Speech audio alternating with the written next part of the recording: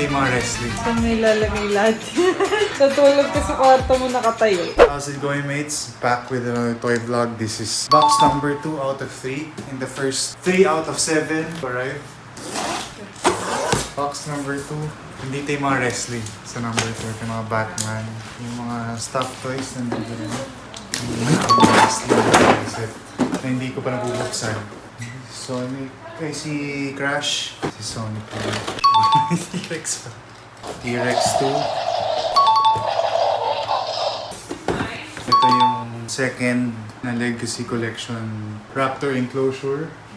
Ito mga pasalubong unopened na Legacy Collection Raptor Kitchen. Ito. Alam ko nandito sa malaking to yung mga Godzilla.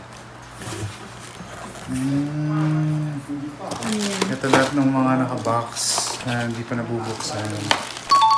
Jurassic. Yung Funko na Guns N' Roses. Yung mga BST-AXN. Tsaka mga Hammond Collection. Tapos yung malalaking box ng Spawn.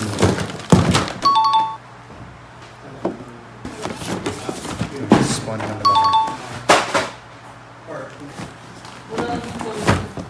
Box na to. Okay na to. So basically sa box na to, yung mga Legacy Collection ng Jurassic tsaka lahat na naka-box na ayaw kong masira yung box.